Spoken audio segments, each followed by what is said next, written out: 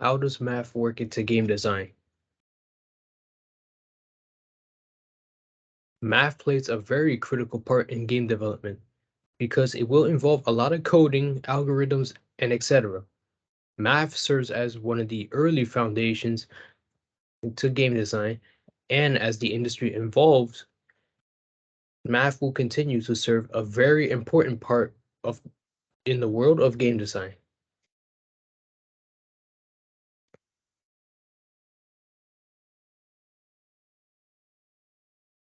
This article, How Do Video Game Designers Use Maths in Their Careers, goes into more depth about how game design requires math to build the project because there is a lot of to go into when it comes to game design because it's not an easy process. As the paragraph says, maths is one of the most important foundations to building a successful video game. Without this, it would be impossible to create the characters or environments that will appear on screen, let alone make them move or interact with the world around them. This section of the article explains how math is one of the most important foundations and remains to be a very crucial part of game development because there will and always have a very complex development because game development takes a lot of time to make. Not to mention, it is also time consuming because game development requires a lot of focus and patience. While it is not an easy task to make, but it's also very strenuous and challenging work and to do while also trying to make it happen. Algebra and trigonometry both play in ve- both play very important roles because it goes to show that the maths are required to program the game because the major gaming franchises, they're not easy to program because it takes a lot of time to go through all the code, and the two mathematics I mentioned also help serve that purpose. As the paragraph stated, when it comes to simpler games, the math required to program them is not as advanced as more demanding and graphically impressive games such as Call of Duty, Red Dead Redemption, and Uncharted. In general, small and less graphically demanding games, such as the titles you might find on popular app stores or websites, are solely developed with a combination of trigonometry and algebra. This goes on to prove that algebra, trigonometry, and other mathematics go on to serve as an important factor to the gaming industry.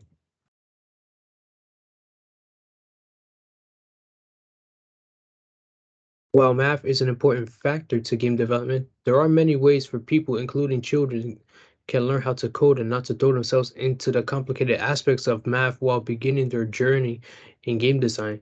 As the paragraph states, it is an important to know that children do not have to throw themselves into complicated aspects of maths to begin their journey in video game design. At the early stages, advanced mathematical skills are not a requirement for learning to code. In fact, many games aimed at teaching coding to children will also naturally educate them in implementing the maths they need to carry out in-game tasks. And from there, they will slowly move on into more complicated areas in the field. This proves that younger kids are playing games that include math problems, the more easier and engaging it is for them to learn while moving on to difficult courses. How does motion capture tie into maths? According to the article, research on motion capture of dance training pose based on statistical analysis of mathematical similarity matching. It goes into more depth how math can apply to motion capture since it is used in video games, especially AAA games. As the paragraph states, first, the captured 3D parameters are reduced by PCA to obtain a low dimensional compact attitude. Second, the fitness function is constructed using human silhouette and features in a low-dimensional space and to measure the similarity between the model and its image features. Finally, the annealing particle swarm optimizational algorithm is used to improve the analysis efficiency as an YT XTS times 1 and times beta and B plus B plus P. Well, this code right here, which is kind of hard to make out. Yeah, the silhouette area of the human body in the calculated image B B dot TIS, the projected area of the model and YTIS, and the overlap area of the two. This went on to prove that mathematics serve a purpose in motion capture, especially when it comes to capturing actors in different angles, ranges, etc. And this is a screenshot from where I got the formula, which which is captured in a better position than what you see in text in the last slide. In the following paragraph, it also goes into more depth on how the process of capturing the entire model of a human body, as the paragraph states. This method it first needs to establish a corresponding representation of the human body, then map the model into a 2D image and express the similarity between the model and the image data by some evaluation function. First, in the model section and establishment stage, a good model representation can approximate the human body in an image. For example, the human skeleton is represented by a stick figure.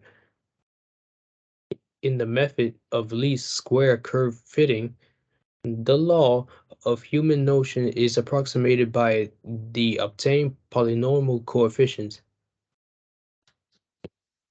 First, calculate the functions of the discrete coordinate coordinate data, a function of time, to determine the approximate trend of the function.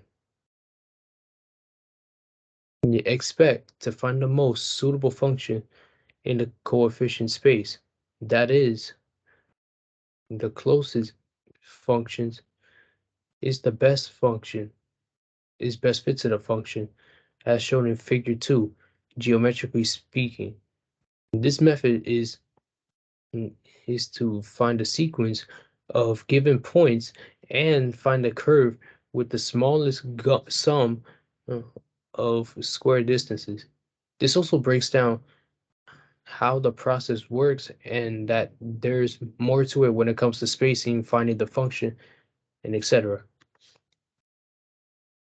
And also another screenshot, which also features an image that shows exactly how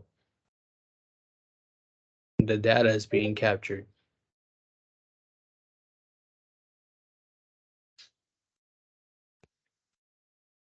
Making a 3D model of a human comes down to the poses, which is a measurement of pose differences and similarities of the human body. As the paragraph states, the similarity matching of human poses is a measure of the pose difference or similarity between different human bodies.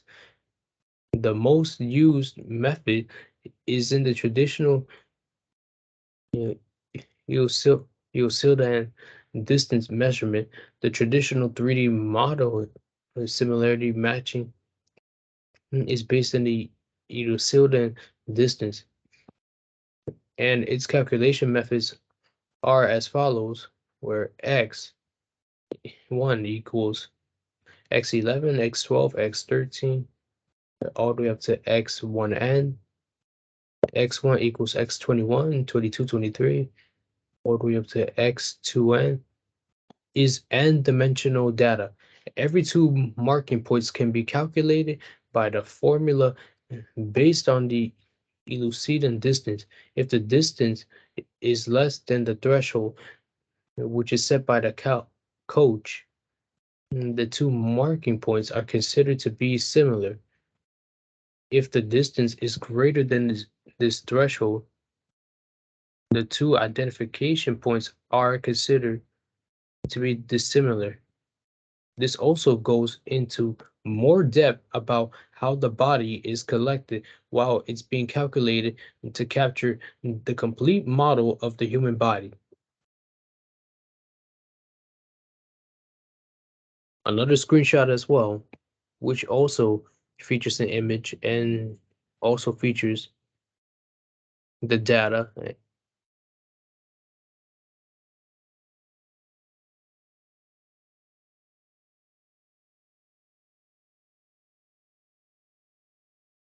While the formula previously shown explains the process, but there's a lot more to it. As the paragraph states, the direct comparison method based on the traditional Euclidean distance is to compare the moving trajectories of two moving targets. And during the comparison of each action sequence, the corresponding distance difference is obtained, and the degree of data matching is calculated according to a preset threshold. However, this method not only has a large amount of calculation, but also depends on the inherent characteristics of the test object. When the object's body proportions such as height, weight, and weight changes, the distance between the marking points also changes accordingly and must be repeated in settings and calculations. Therefore, the strict requirements for removing objects limit the use of traditional methods, which not only greatly reduces the computational efficiency but also lacks universally.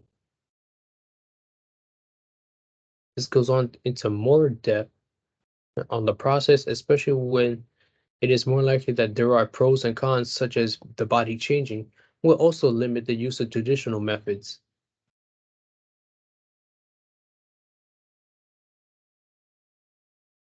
Also, another screenshot to show the explanation of the process. This also goes into more depth about the vectors and value range and how these also play a part in performance capture. As the paragraph says, the effective movement between the feature vectors and the range value to judge are used to judge the standard and formativeness of the dance movement amplitude. Then the corresponding limb movement is wrong and the next operation cannot be performed. Then the corresponding limb movement is within the discriminable range, that is, the next operation is performed. This explains more about how vectors and value range are important too in motion capture because there are certain movements that need to be done in order to capture it. Also, another screenshot of the formula to explain the process. These are my references, and that concludes my presentation. Thank you for your time. I hope you enjoyed it.